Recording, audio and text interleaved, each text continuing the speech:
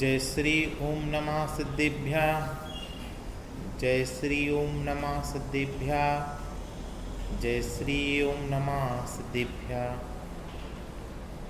नमो अरहंताणं, नमो सिद्धाणं, नमो आयर्याणं, नमो अज्जायाणं, नमो लोये सत्वसाहुरम्। नमः श्रीवर्धमानाय निर्धूतकलिलात्मने सालोकानां त्रिलोकानां यद्विद्यादर्पणायते। बीतरागी सर्वज्ञ देव जयवंत पढ़ते हैं। श्री समंत भद्राचार्य देव द्वारा विरचित रत्नकर्ण शावकाचार्य के माध्यम से प्रथम सम्यक दर्शन अधिकार के अंतर्गत ज्ञानी जीवों के किस प्रकार के मद नहीं होते हैं उसका स्वरूप अपन समझ रहे हैं। उसमें ज्ञान का मद ज्ञानी के नहीं होता है, पूजा का मद, ऐश्वर्य का मद ज्ञानी के नहीं होता है। ऐसी चर्चा अपन ने विगत दिनों में की।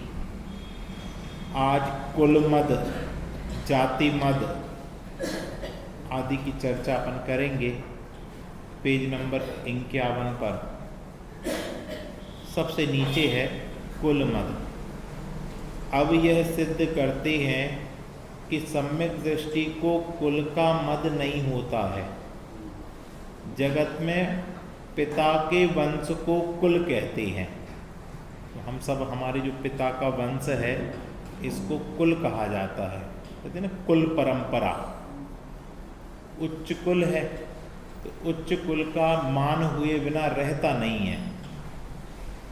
लेकिन सम्यक दृष्टि अपने आप को कुल से नहीं देखता है, और कुल से ना देखने के कारण कुल का मद भी नहीं होता है। फिर सम्यक दृष्टि क्या विचार करता है? तो देखो, सम्यक दृष्टि विचारता है मेरा आत्मा किसी के द्वारा उत्पन्न नहीं किया गया है। मैं किस कुल का हूँ? इस स्वभाव से देखा जाए तो मेरे आत्मा का जन्म ही नहीं हुआ। मेरे आत्मा को किसी ने उत्पन्न ही नहीं किया, तो मैं किसका मान करूं? मैं तो ज्ञान स्वरूप आत्मा हूं, उसका कुल होता ही नहीं। मैं ज्ञान स्वभावी आत्मा हूं। ज्ञान स्वभावी आत्मा जब किसी से उत्पन्न नहीं होता तो फिर उसका कोई भी कुल भी नहीं होता। कितना बढ़िया! कुल का अगर आपको मद त्याग करना है तो बिना स्वभाव के लक्ष्य के ये मद त्याग नहीं हो सकता है। नहीं तो अपने आप को उच्च कुल वाला, उच्च जाति वाला माने बिना नहीं रहेंगे। लेकिन जब हमें समझ में आएगा मैं तो ज्ञान स्वभावी आत्मा हूँ, मैं किसी से उत्पन्न नहीं होता हूँ, तो मेरा कौन सा कुल? ज्ञाता दृष्टा स्वभाव ही मेरा कुल है।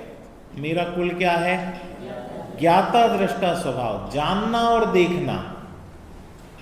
और जानना और देखना ड्यूटी नहीं, ये सहज प्रकृति की व्यवस्था है। इसमें कर्तापना नहीं है। दर्पण में जैसे पर वस्तुएं झलकती रहती हैं तो दर्पण की स्वच्छता है। दर्पण की ड्यूटी नहीं है कि वो पर वस्तुओं को झलकाए, झलकती है, झलकने दो।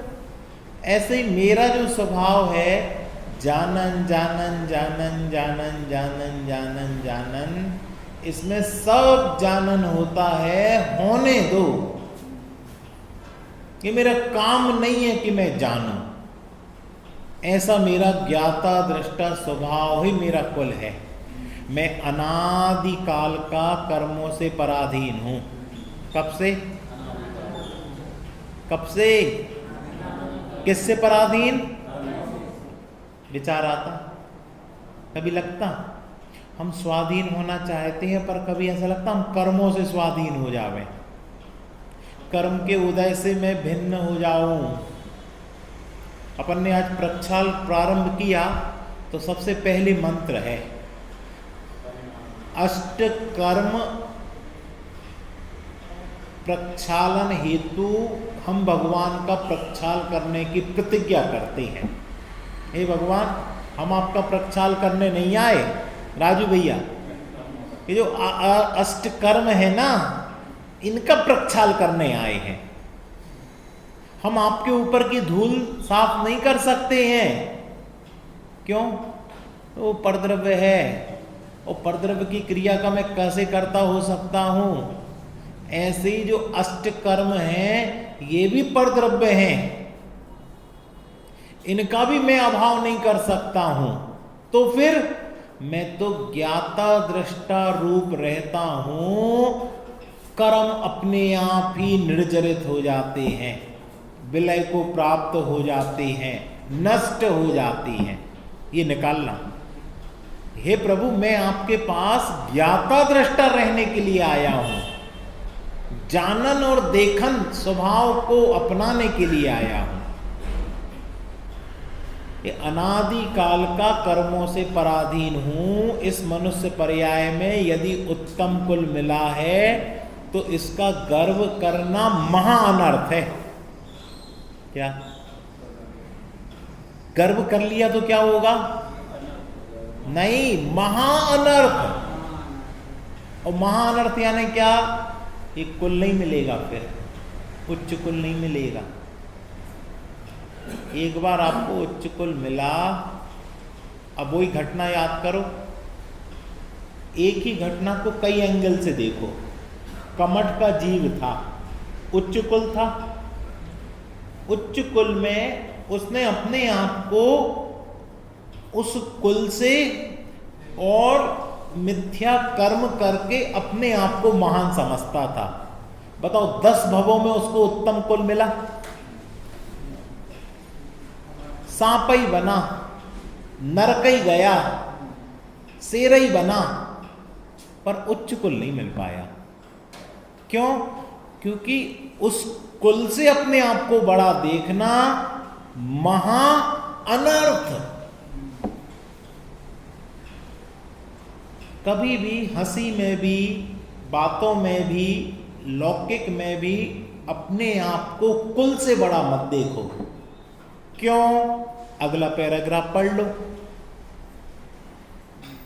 पूर्व भवों में मैं अनंत बार नारकी हुआ। कौन हुआ? कौन हुआ? अनंत बार सिंह, व्याघ, सर्प के कुलों में पैदा हुआ। अनंत बार सूकर, कुकर, गीदड़, गधा, ऊंट, भेड़, भैंसा, सियाल आदि के कुलों में पैदा हुआ। कौन पैदा हुआ? मैं पैदा हुआ हूं। ये विचार शांति से, निष्पक्ष भाव से बैठे और विचार करे कि हे भगवान, मैं कौन कौन से कुलों में पैदा हुआ। अनंत बार मिलेच्छ में गया, भील के, चांडालों के, चमारों के, धीवरों के, कसाईयों के कुल में पैदा हुआ। कसाई के कुल में पैदा हुआ होगा, काम क्या किया होगा? किसने किया होगा? काकी, हमने। इतने इतने इतने इतने निकृष्ट काम हमने किए हैं? पहले भाव नहीं बदलो। आप तो फीलिंग्स में, कसाई के घर में क्या काम होता है और वो काम मैंने किया, इसकी भाव भास ना करो। हम अभिमान कर रहे हैं ना, हम उच्च कुल में आ गए, इसका मद कर रहे हैं, हमारा कुल बहुत ऊंचा है। भैया, 84 लाख योनियों में कौन सा कुल तुमने नहीं पाया, और निकृष्ट से निकृष्ट कौन से काम नहीं किए, विचार करो। अनेक बार नाई, धोबी, तेली, खाती, लोहार, भणभूजा, चारण, भाट, डोम, भांडों के कुल में पैदा हुआ। क्या क्या काम नहीं किया होगा हमने। थोड़े से 80-100 साल के लिए आपको ये कुल मिला है। इसके लिए नहीं मिला था कि आप अभिमान करो, इसके लिए मिला था कि जिनेंद्र भगवान के नजदीक आओ, जिनेंद्र भगवान की स्तुति करो, जिनेंद्र भगवान के समान अपने स्वरूप को पहचानो और सम्यक दर्शन करो। और हमने कर क्या लिया? कुल का मान कर लिया, और कुल का मान करके बड़ा अनर्थ किया है। और खत्म नहीं हुआ, अनेक बार निर्धरों के कुल में पैदा हुआ। किसके कुल में? निर्धन यानी रोज भोजन की व्यवस्था नहीं होती है, रोज सुबह सोचना पड़ता है आज क्या करें कि भोजन की व्यवस्था हो जावे। निर्धन, धन के बिना जो जीव होते हैं उनका सोचो। अफ्रीका के कैसी गरीबी, लोगों को पानी तक नहीं मिले पीने को, ऐसी ऐसी जगह पैदा हुआ।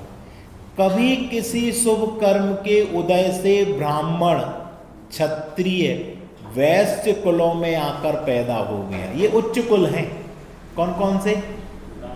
ब्राह्मण, क्षत्रिय, वैश्य। जैन का तो नाम ही नहीं लिखा। कुल कितने प्रकार के होते? कुल 4 प्रकार के होते हैं। और 4 कुल किसने बनाए? भरत जी ने बनाए। उसके पहले कुल नहीं होते थे। भरत के नाम से भारत पड़ा ना, अभी खूब चल रहा है। इन्हीं भरत ने ये 4 इन कुलों की स्थापना कर दी। सामाजिक व्यवस्था चलाने के लिए। लेकिन लोगों ने इसका साइड इफेक्ट क्या किया? हम उच्च कुल वाले हैं। अरे उच्च कुलपना भी शुभ कर्म के उदय से मिला है आपको, और उस शुभ कर्म के उदय से अगर कुल में तुमने अपने आप को बड़ा माना तो अब तुम्हारे साथ महा अनर्थ होने वाला है। अभिमान करने के कारण गति नीची मिलेगी। संसार में रहोगे, संसार से बाहर नहीं जाओगे, लेकिन संसार में ऐसी गति पाओगे ऊपर की जो आपको पूरा बता दिया। अब क्या करना था? अब तो कर्म के किए कुल में आकर गर्व करना बड़ा अज्ञान है। ये अज्ञानी है जो कर्म के कुल में गर्व कर रहा। ये कुल किसका है?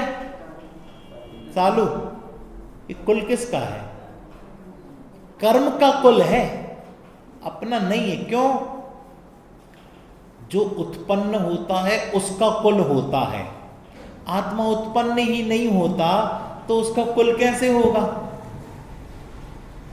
कर्म उत्पन्न होते हैं, कर्म का फल मिलता है, कर्म उदय में आते हैं, तो कर्म का कुल है। उपचार से हमारा कहा जाता है। कुल किसका है? कर्म का। ये विभूति किसकी है? कर्म की। ये जो विभूति चली गई है ये किसकी है? कर्म की। और हमारा उपचार से, निमित्त के संयोग से कहा जाता है आत्मा का कोई भी ना तो उत्पन्न होना है ना नष्ट होना है।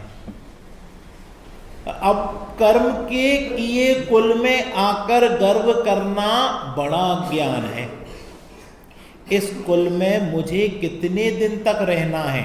एक बात ये बताओ, कितने दिन तक रहना अपन को? ज्यादा से ज्यादा और कम से कम?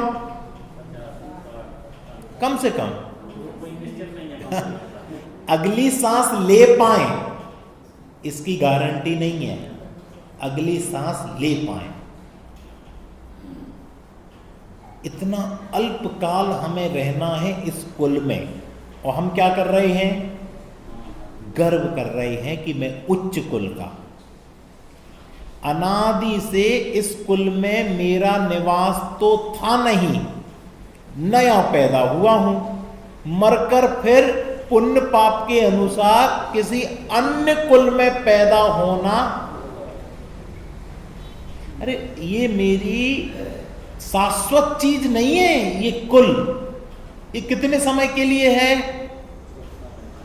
लेकिन कैसा, अगर नाम के पीछे वो कुल का नाम नहीं लिया जाए, कैसा लगता है इसको।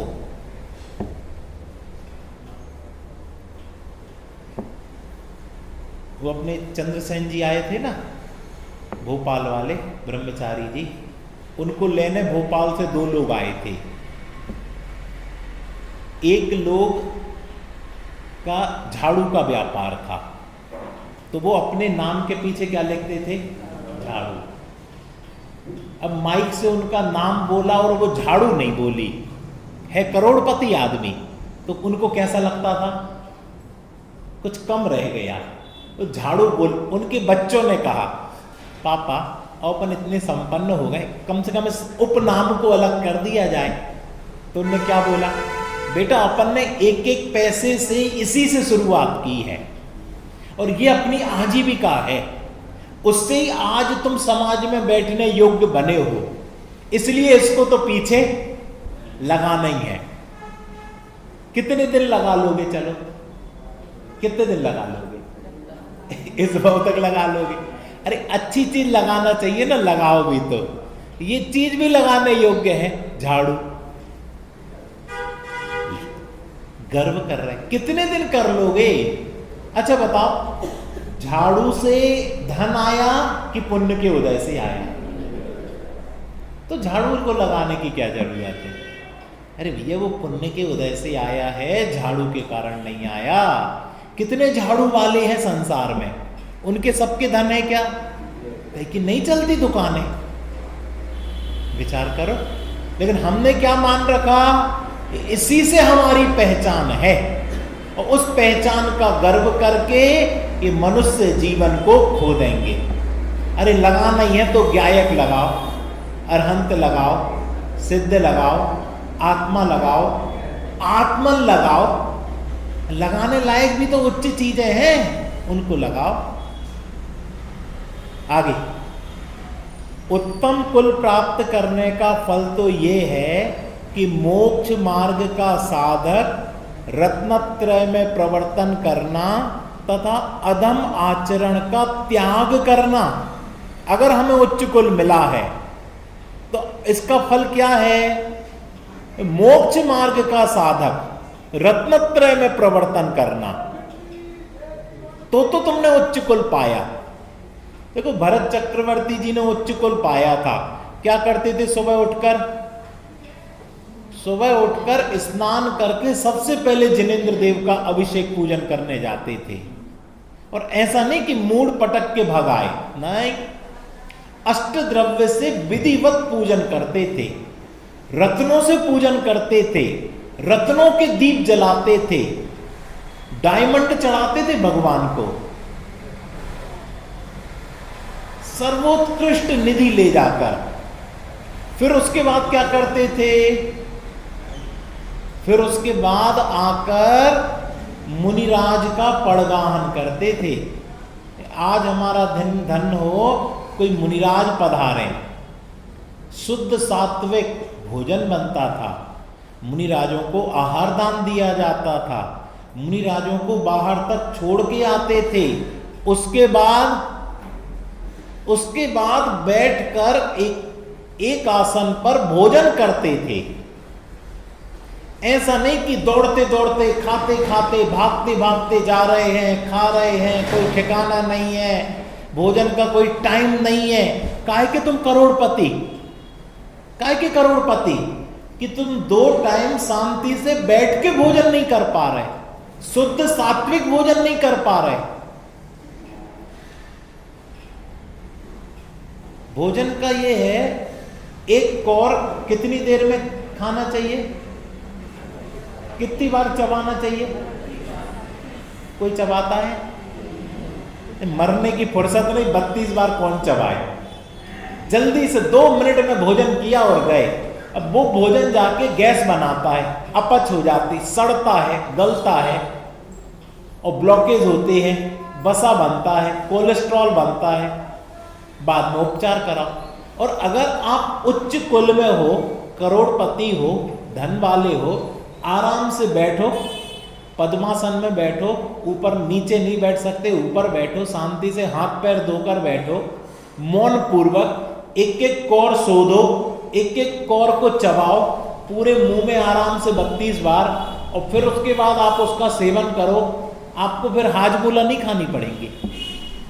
क्या चूरण नहीं खाना पड़ेगा, वो उतने ही समय में पूरा उसका आपने जो प्रोसेस की वो हो जाएगा। ये क्यों बताया? इसलिए बताया भरत जी करते थे ये काम। 15-20 मिनट बैठकर भोजन करो, मैं ये कहना चाहता हूं, झटपट मत कर लो। क्यों? भोजन करते हुए भी भेद विज्ञान करो कि मैं तो अनाहारी तत्व हूं, ये भोजन तो इस शरीर को पुष्ट करने के लिए दिया जा रहा है, ये मेरा शरीर स्वाध्याय में, चिंतन मनन में सहयोग करे, इसके लिए नहीं दिया जा रहा कि मैं बहुत भारी श्रम के काम करूं। अभी इसमें एक बहुत अच्छी पंक्ति आने वाली है, इसके लिए ये मैंने बोला। तो क्या किया? उत्तम कुल प्राप्त करने का फल तो यह है कि मोक्ष मार्ग का साधक रत्नत्रय में प्रवर्तन करना। और रत्नत्रय में प्रवर्तन तभी कर सकता है जीव जब उसका शरीर स्वस्थ होगा, निरोगी काया होगी। शरीर ही दुख रूप होगा, तकलीफें होंगी, तो वो रत्नत्रय का प्रवर्तन कैसे कर पाएगा? अधम आचरण का त्याग करो। ये अधम आचरण है।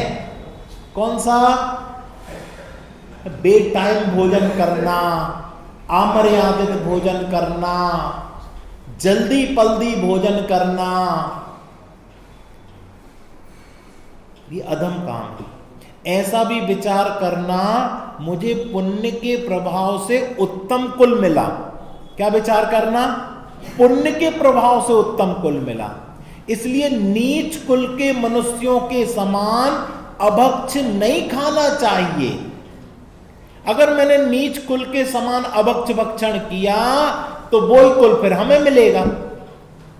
इसलिए हमारे कुल के योग्य शुद्ध सात्विक शाकाहारी मर्यादित, हर चीज की मर्यादा, आटे की, भोजन की, नमक की, पानी की, समय की, उस मर्यादा का विचार करके भोजन करना। कलह, विसंवाद, मारपीट, गाली, भंड वचन नहीं बोलने चाहिए। हम उच्च कुल के हैं ना, आपको मान करना है आप करो। उच्च कुल के व्यक्ति गाली नहीं देते, मारपीट नहीं करते, भंड वचन, किसी को दुख पहुंच जाए ऐसे वचन नहीं बोलते, कलह नहीं करते। प्रथमान योग से बोलो। एक बार एक तपस्वी तपस्या कर रहे थे, तपस्या कर रहे थे तो ध्यान मग्न थे, आंखें बंद थी, और राजा वन विहार को गए हुए थे। राजा अपने मंत्रियों से भटक गए और उनके मंत्री, सैनिक और सेनापति सब बिछुड़ गए। अब बिछुड़ते बिछुड़ते सब ढूंढने लगे राजा के लिए। तो सबसे पहले सैनिक आया, सबसे नीची लेवल का, और वो तपस्वी के सामने बोलता, हे तुमने हमारे राजा को देखा? यहीं से निकले होंगे। वो तो ध्यान मग्न। थोड़ी देर बाद दूसरा व्यक्ति आया, सेनापति। उसने बोला, हे तपस्वी, आपने हमारे राजा को देखा? वो यहां से हमारे साथ आए थे, बिछुड़ गए। वो तो ध्यान मग्न।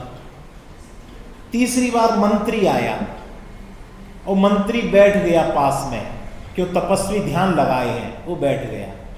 बहुत देर तक विचार किया, ध्यान नहीं टूटा।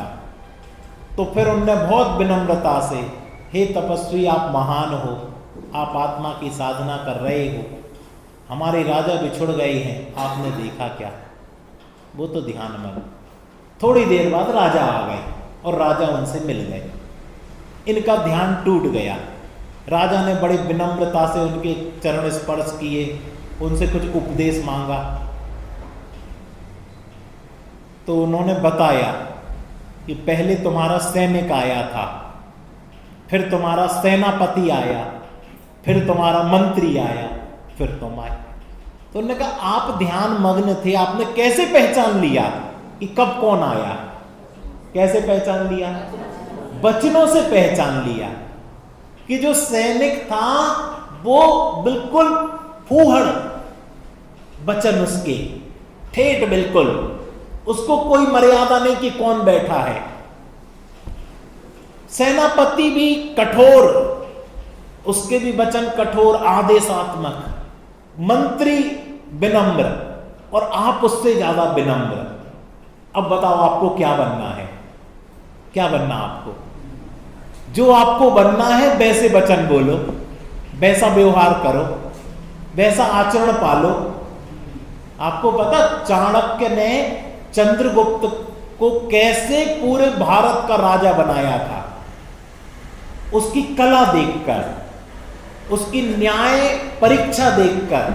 जब वो बालक था तो बाल्यावस्था में ही उसमें न्याय करने का गुण आ गया था, विचार शक्ति हो गई थी, निर्णय देने लगा था उच्चासन पर बैठकर। ऐसे ही अगर आपको भगवान बनना है, क्या बनना है?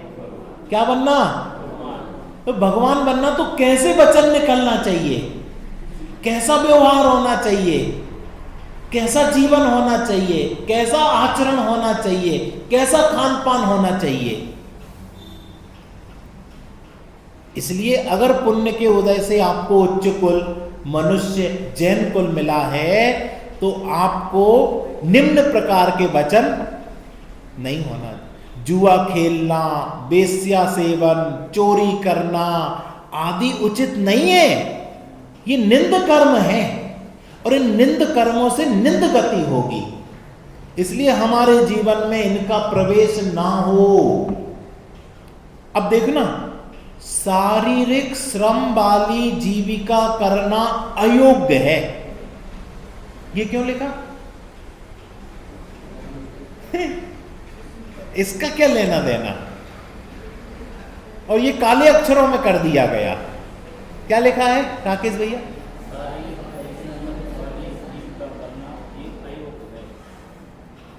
आप उच्च कुल के हो तो उच्च कुल के लोग उच्च काम करते हैं। इस शारीरिक परिश्रम वाली आजीविका आपके योग्य नहीं है। कोई राजा पल्लेदारी करने लगे, अच्छा लगेगा? नहीं करेगा। राष्ट्रपति के लिए नियम और कायदे कानून होते हैं। राष्ट्रपति हर कुछ नहीं कर सकता, हर कहीं जा नहीं सकता, प्रोटोकॉल होता है। उस प्रोटोकॉल के अनुसार उसको जो निर्देश है वैसा काम करोगे आप हर कहीं नहीं जा सकते, हर किसी से हाथ नहीं मिला सकते, भीड़ में नहीं जा सकते, पब्लिक के बीच में नहीं जा सकते। क्यों? अगर आप कुछ लौकिक समझते हो तो बताओ क्यों? राजू भाई, आप देश की संपत्ति हो, आप देश के सिंबल हो, आपकी सुरक्षा हमारी जिम्मेदारी है कि नहीं ये बात? अब देखना, आप भगवान आत्मा हो इसलिए आप कहीं भी नहीं जा सकते, कोई भी निम्न कार्य नहीं कर सकते, कोई भी निम्न वस्तु का सेवन नहीं कर सकते, कहीं भी खड़े खड़े जूते पहने कुछ भी नहीं खा सकते। क्यों? आप भगवान आत्मा हो, आप स्वाध्यायी हो, आप तत्वाभ्यासी हो, आप मोक्ष मार्ग में आगे बढ़ रहे हो। ये आपकी जिम्मेदारी है, आपसे जैन धर्म सिंबल है आप। इसलिए अपने खान पान का, बैठने उठने का, पहनावे ओढ़ावे का विचार कर। आप फटे कपड़े नहीं पहन सकते, आप नहीं पहन सकते फटे कपड़े, आप चमड़े की वस्तुएं नहीं पहन सकते, आप रेशम की वस्तुएं नहीं पहन सकते, क्योंकि आपका आचरण बताता है कि आपको कहां जाना है। आपका रहन सहन, आपकी सोच, आप किसी से लड़ भिड़ नहीं सकते। आप उच्च कुल के व्यक्ति हो। उच्च कुल का व्यक्ति यह होता है कि वो शांत भाव से, सहज भाव से इस पर्याय में रत्नत्रय प्रकट करे। शुरुआत कहां से हुई थी? पहली पंक्ति बोलो इस पैराग्राफ की। उच्च कुल प्राप्त करने का फल तो यह है कि मोक्ष मार्ग का साधक रत्नत्रय में प्रवर्तन करे। शारीरिक परिश्रम वाली जीविका करना योग्य नहीं है। हास्य, असत्य वचन, छल कपट करना उचित नहीं है। ये हंसी ठिठोली करना ये तुम्हारा काम नहीं है। कौन करता है हंसी ठिठोली? जोकर करते हैं। सर्कस देखा? सर्कस में कुछ लोग कर्तव्य दिखाते हैं और कुछ क्या करते? हंसी ठिठोली। क्यों? लोगों ने 50 रुपए 100 रुपए दिए हैं तो उसका टाइम तो पास होना चाहिए, और वही काम तुम करने लग जाओ। तो आप उच्च कुल के हो कि जोकर हो? बब्बे भैया, आप उच्च कुल के हो तो आपकी मर्यादा है। उस मर्यादा में अल्प शब्द बोलना, कहां बोलना, कितना बोलना, कैसे बोलना, ये उच्च कुल के लोगों की। कलेक्टर भी होता है तो कोई कितने ही अपशब्द बोले, बहुत शांत भाव से सुनता है, जवाब नहीं देता। और वो लाइन भी बोलेगा तो गिनी चुनी 1-2 लाइनें, उसमें निर्णय हो जाता पूरा। ये उस पद की गरिमा होती है। बक बोला नहीं होता, बड़ बोला नहीं होता। इसलिए हास्य के वचन, असत्य वचन, छल कपट के वचन उचित नहीं है। यदि मैं अब उच्च कुल को पाकर भी निंद कर्म करूंगा तो इस लोक में निंदा योग्य होऊंगा, दुर्गति का पात्र होऊंगा। इस प्रकार सम्यक दृष्टि कुल का मद। अगर मैं बोल दूं तो क्या होगा? हमारी बात से लोग हंसेंगे, उनका मनोरंजन होगा, तो तुम अगले भाव में नीच गति पाकर लोगों का मनोरंजन नहीं करोगे, निंद कम करोगे, इस लोक में भी निंदा के योग्य होगे, आगे दुर्गति के पात्र होगे।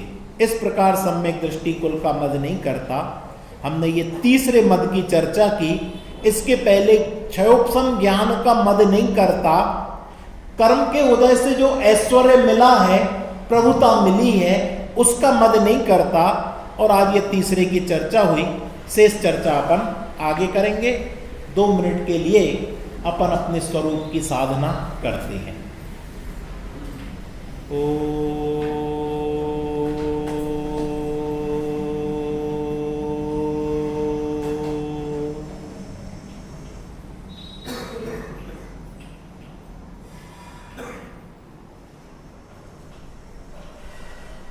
हम सभी भगवान आत्मा हैं।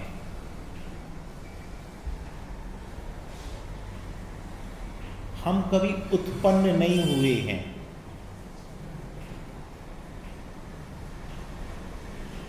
हम सदा काल से ही हैं। इसलिए किसी प्रकार का मद हमारे स्वरूप में नहीं है। 2 मिनट स्वरूप की साधना। कैसा हूं मैं? चैतन्य स्वरूपो हम। मैं चैतन्य स्वरूप ही हूं।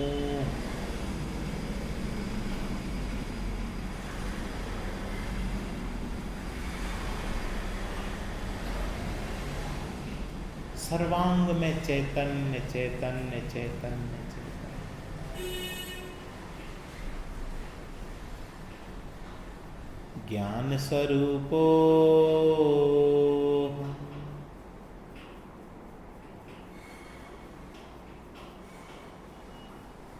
निर्मलोऽहं निरंजनोऽहं। मैं निर्मल हूँ और निरंजन हूँ, परिपूर्ण हूँ।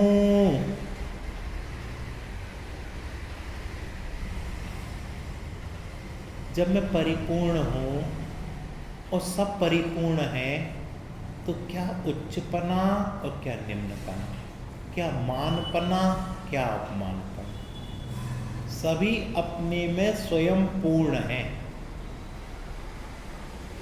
तो ये सनातन सत्य है।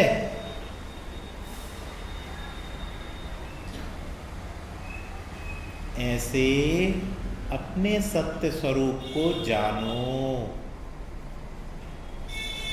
मानो,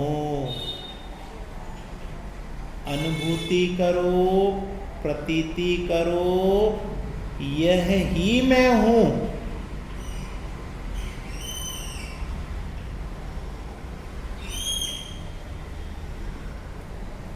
मेरा ये निज स्वरूप को निज स्वरूप जानना सत्य ही है। बाकी सारा संसार और उसके क्रियाकलाप असत्य है। यही सत्य है कि मैं आत्मा हूं। संसार में एक ही सत्य है, मैं परिपूर्ण आत्मा हूं। उच्च कल्पना ये असत्य है।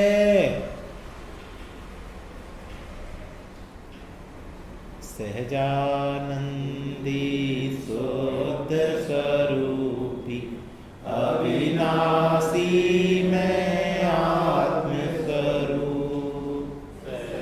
सहजानंदी शुद्ध स्वरूपी अविनाशी